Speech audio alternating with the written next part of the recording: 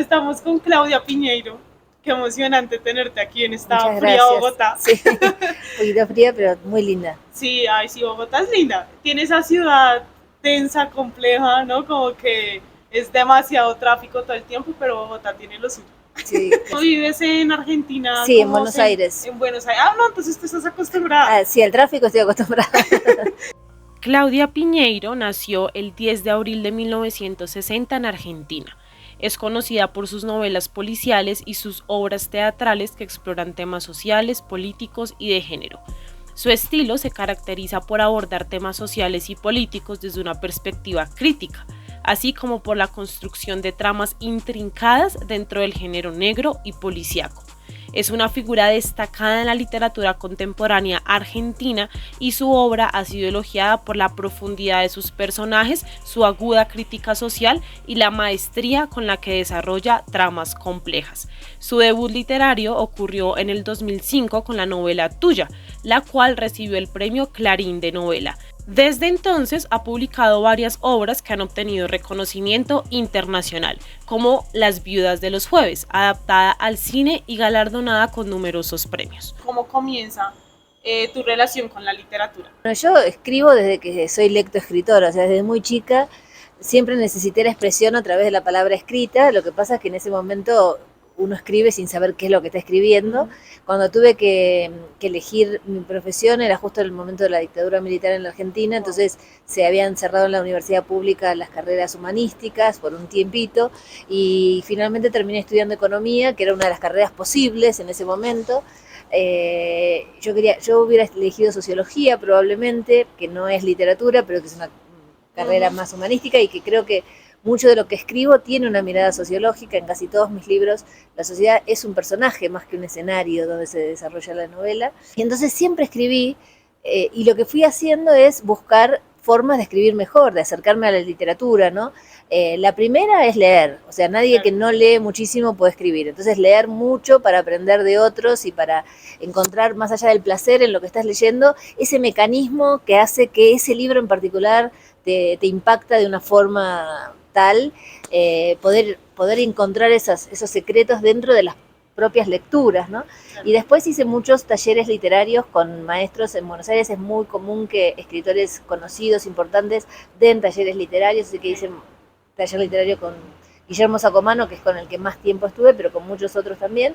Y también hice la carrera después ya de grande de dramaturgia, que es escritura de teatro, pero que es escritura al fin y que aprendí también muchísimo con la escritura de teatro. Es súper interesante esto que dices porque como que a veces pensamos que esto de la escritura es como esta idea de la musa, ¿no? Que viene y te inspira y ahí comienzas a escribir. Pero esto que estás diciendo de no, toca formarse, ¿no? O sea, como talleres y todo eso para mejorar. Yo creo que con la musa sola no se hace nada, o sea, puede haber algo que te dispara una semilla, un proyecto, una idea, que digas, una imagen, a mí se me aparecen imágenes que digas, por acá podría ser, pero después hay que trabajar muchísimo. Entonces yo creo que hay muy poco de esa inspiración y muchísimo de trabajo, de mucho tiempo, de escritura, de corrección, de escritura, de corrección. Y además, mucha paciencia, ¿no? Porque también muchas veces escribimos sin saber si vamos a ser publicados, sin saber si vamos a ser leídos. Entonces, en una novela que te lleva quizás años escribir, tenés que tener mucho deseo de escribir y de comunicarte con la palabra escrita para sostener algo que no sabes si va a llegar o no a buen puerto. Tú mencionabas esto de que para ser un escritor hay que ser lector, ¿no? Sí. O sea, no hay otra manera. ¿Cuáles fueron esos autores o autoras que te marcaron? Bueno, así en edad muy, muy temprana, el primer libro que yo recuerdo es un libro de Juana de Ibarború, que es una autora uruguaya, que había un libro que leíamos todos los chicos en el colegio que se llamaba Chico Carlo y que tenía un cuento que era La mancha de humedad y era un niño en un cuarto que miraba una mancha de humedad e inventaba historias a partir de esa mancha de humedad y ese fue como el primer mundo que se me abría, ¿no? La posibilidad de inventar historias incluso a partir de una mancha de humedad. Una lectura que yo siento que me marcó mucho, tanto como lectora como escritora, es Relatos de un náufrago de García Márquez, justamente. ¡Wow! Es increíble. Porque vos sabés que cuando yo iba al colegio, bueno, en mi casa había una pequeñísima biblioteca, mis padres le daban valor a la lectura, pero no compraban libros, ¿no? Era común que compraran libros, no había muchos más libros que esos en mi casa, entonces yo esperaba con mucha ansiedad cuál era el libro que me iban a pedir en el colegio, porque sabía que mis padres ese libro lo iban a comprar en un presupuesto acotado que teníamos. Bueno, los libros del colegio se compraban. Y el año que me dieron, que la maestra dijo que íbamos a leer Relatos de un náufrago, yo dije, ay no, qué bronca que va a ser este libro, porque es la historia de un hombre que queda en alta mar, perdido en un barco. Esa historia no me va a interesar, con los prejuicios que teníamos entonces, que ahora vamos superando. Decía, esa es una historia para varones, ¿no? Más de un náufrago, no tanto para mí. Y estaba como enojada con la elección de la maestra. Sin embargo, mis padres compraron el libro, yo lo empecé a leer, y enseguida que empecé a leer Relatos de un náufrago, sentía que yo era ese náufrago, que yo estaba en el mar, que yo tenía que decidir si tomaba o no el agua salada, que yo tenía que decidir o no si comía o no la gaviota que venía hasta el bote. Y eso me fue muy, muy importante para mí, como lectora y como escritora, ¿no? Como lectora para decir, no importa a veces los temas, sino cómo te cuentan una historia, ¿no? Y como escritora lo mismo, ¿no? Encontrar que quizás no es la historia lo que vamos a contar, sino cómo lo vamos a contar, ¿no? A mí me encanta esa obra de Gabo, porque justo es como de sus inicios, ¿no? Sí. Es como Gabo periodista. Es el Gabo periodista que además lo hace de una manera tan literaria que pasa a la literatura, ¿no? Que no dices, así debería ser el periodismo, ¿no? Porque no es como datos fríos, ¿no? Como pasó esto, como esas fechas, los días, tal, sino algo como tú dices, realmente se siente, vívido, ¿no? Sí, yo leía ese relato y yo sentía la sal. Claro, ¿sabes? Como el agua, y era como, ¿qué es esto tan impresionante, no? Gabo es un excelente narrador. Maestro, sí. Qué chévere que tu conexión con Colombia haya comenzado desde ese momento. Y con la escritura, ¿no? Sí. No es lo mismo contar que vivir. Es más difícil contar. Vivir se vive y ya. Para contar hay que ordenar, y a ella le está faltando eso, ordenar por dentro las ideas, lo que le pasa. Tú te caracterizas sobre todo como por hacer novela negra. Y esto que mencionabas tan importante de la sociedad, ¿no? ¿Cómo es tu escritura? ¿Cuál crees que es el objetivo? Cuando yo me pongo a escribir no pienso en objetivos así abstractos, ¿no? En el sentido de, ni siquiera pienso voy a escribir una novela negra. Eso viene alguien a posteriori y dice, esto es una novela negra, o me quedo de finalista de un concurso de novela negra y digo, es una novela negra. Pero en realidad lo que a mí me aparece es una imagen, ¿no? Una imagen disparadora. Yo dejo que esa imagen me quede en la cabeza hasta que los personajes empiezan a hablar, empiezan a mostrarme cuáles son sus conflictos. Empiezo a tirar de una madeja que está toda enmarañada y empiezo a ovillar de a poquito a ver qué hay en esa imagen. Y muchas veces en esa imagen, casi siempre, está la muerte, ¿no? Que es una de las obsesiones. Todos los escritores y escritoras tenemos cosas que se nos repiten. En mi caso, la muerte es una de esas. Y cuando hay muerte, muchas veces hay enigma y búsqueda de la verdad. Si en la muerte o violencia te acerca más todavía al policial. Entonces, muchas de mis historias, que yo no las concebí nunca como novela policial, terminan estando dentro del género. La única novela que sí escribí pensando en el género fue Betty Boo, porque después de que me pasó esto muchas veces dije, bueno, ahora sí voy a escribir una novela bien de género, y escribí Betty Boo pensando en el género. Empiezo a contar una historia y justamente está la sociedad para retratar, y esa sociedad es una sociedad donde hay violencia. ¿Y has pensado en escribir de algún otro género? Bueno, a veces me lo propongo a propósito, ¿no? En el caso de Un comunista en calzoncillos es una historia, es la única historia mía que no transcurre en el aquí y ahora, sino que va hacia atrás. Y es una historia bastante autobiográfica, si bien tiene licencias de ficción, es bien autobiográfica. Es la época en que yo era adolescente y pasaba de la niñez a la adolescencia, y que coincidía en la Argentina con pasar de la democracia a la dictadura, cuando empieza la dictadura militar. Entonces no hay una trama policial para nada, es una historia de padre e hijo, o sea, en este caso mi padre y mía, pero sin embargo la sociedad está llena de muerte. Y después, en Una suerte pequeña, por ejemplo, es una novela que hay muerte, pero que a propósito traté de que no se vaya nunca al policial, que siempre esté dentro de la novela más intimista, más privada, más de relaciones, porque es como que rápidamente se me pasan lo que estoy escribiendo al policial, y porque creo que hay una zona de confort ahí, ¿no? En la escritura, que es saber hacia dónde vas. Vos en una novela policial tenés que ir a develar un misterio, tenés que contar quién lo mató y por qué, o alguna pregunta parecida.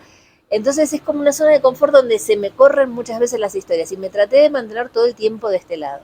En El tiempo de las moscas, que es la novela que vengo a presentar ahora a Colombia, justamente también es una novela que algunos pueden decir que es policial, de hecho estuvo finalista del Dashiell Hammett.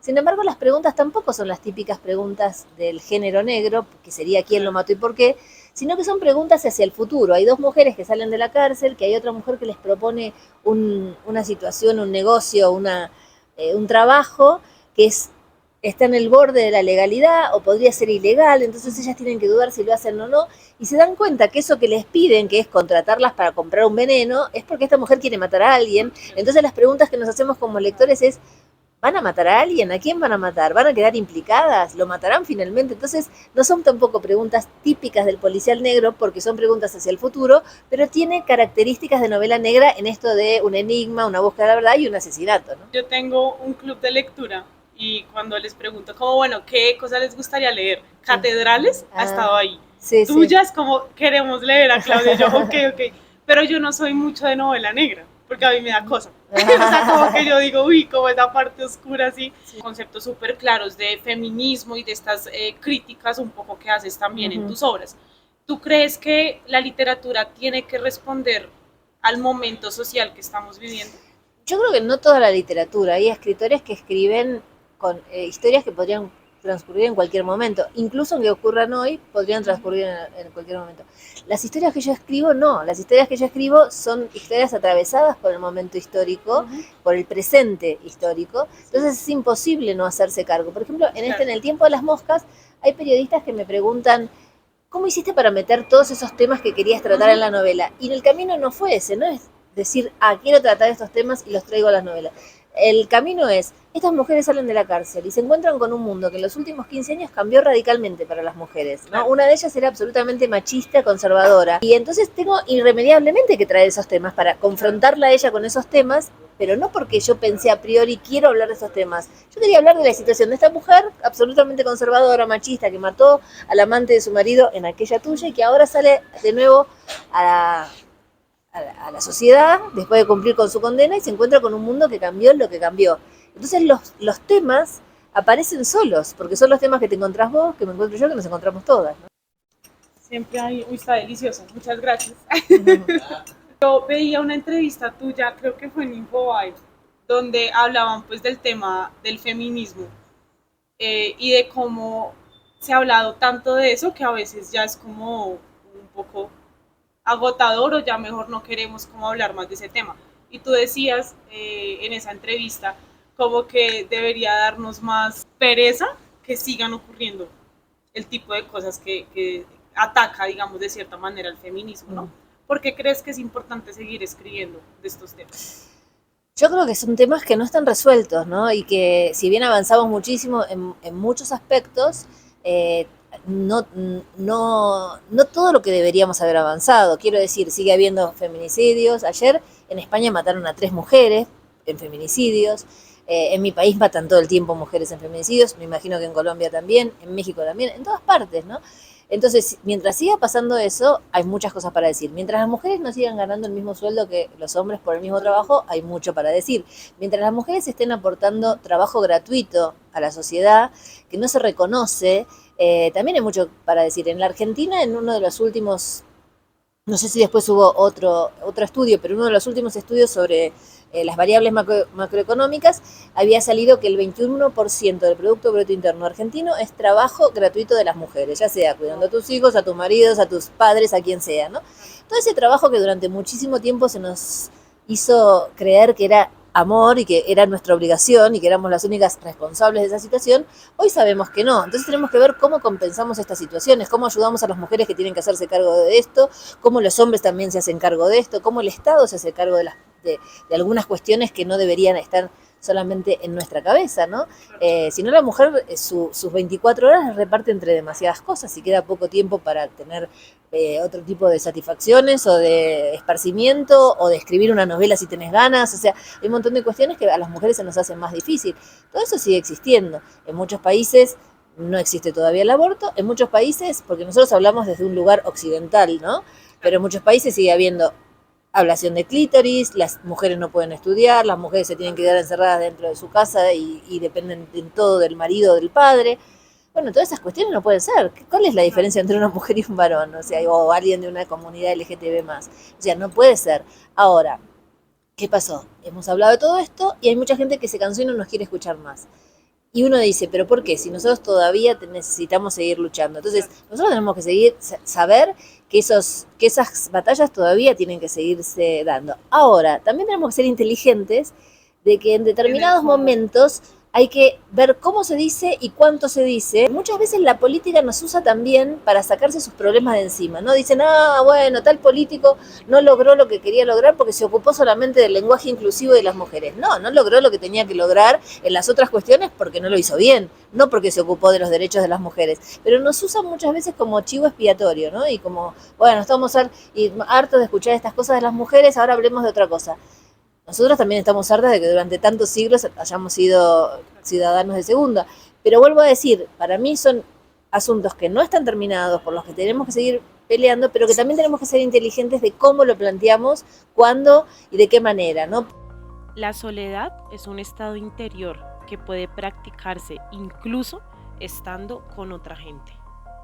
¿Y tú qué responsabilidad crees que tienen los escritores y las escritoras en estos tiempos de tanto cambio? ¿Sí hay una responsabilidad primero? Yo en lo personal siento que sí, pero también respeto que hay escritores y escritoras que no hablan públicamente de lo que piensan, y también lo respeto, cada uno hace lo que le parece, lo que puede. Yo no podría no decir lo que pienso, siento esa responsabilidad. También siento que muchas veces hay muchas voces de la sociedad que no llegan a un micrófono, que no llegan a tener la posibilidad de estar hablando con vos y decir esto, por ejemplo, y yo tengo esta oportunidad, y si no hablo, se pierde, ¿no? Y participé de discursos, de ir en la Feria del Libro, en el Congreso, etcétera, porque era una oportunidad que se me abría a mí por ser una escritora conocida, etcétera, y si yo la desaprovechaba, a lo mejor se perdía. Entonces sentía una responsabilidad. Después tenés que bancarte un montón de ataques y cosas que no son gratas, entonces tampoco es que uno lo hace y no tenés ningún costo ahí, ¿no? Pero me sentiría incómoda de no hacerlo también. No sería honesto tampoco. Para mí no. Y volviendo pues a esta escritura de novela negra, a mí me causa mucha curiosidad porque yo leo, por ejemplo, a Agatha Christie así. Yo digo, esta mujer, ¿de dónde sacaba este tipo de historias? Es lo que te quiero preguntar a ti también. Y que es como lo más divertido y lo más retador de escribir este género. Bueno, empiezo por lo más retador. Lo más retador es meterte con zonas muy oscuras del ser humano, ¿no? Con cuestiones muy, muy sórdidas y muy feas. Ahora, por ejemplo, la novela que estoy empezando a escribir me cuesta mucho porque sé que voy a tener que estar pasando mucho tiempo por lugares muy sórdidos. Claro. Y eso es incómodo también. Uno quisiera estar escribiendo de cosas a lo mejor más alegres, pero no es la literatura que a mí más me interesa o que más me gusta escribir.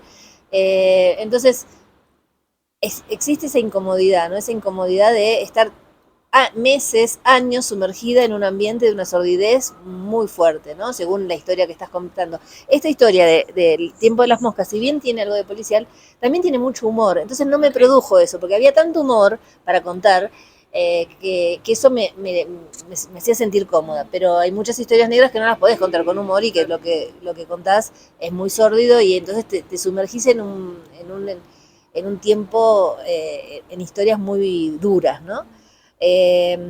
Y después, bueno, ¿qué es lo que más me gusta a mí? En todo lo que escribo, lo que más me gusta es componer personajes. Entonces, más allá de lo que va a pasar en esa historia, que puede ser sórdida y demás, si los personajes son interesantes, si lo que tienen para decir o para hacer son cosas que me gustan, yo la paso bien con esos personajes, ¿no? Los enfrento a abismos, los enfrento a decisiones que tienen que tomar, que pueden cambiarles la vida, pero a su vez ellos me muestran quiénes son cuando toman esa decisión. Y hablando de personajes, tus protagonistas no son como las típicas protagonistas, sí, como heroínas o ese tipo de cosas, sino están llenas de todos esos matices de los que tú hablas.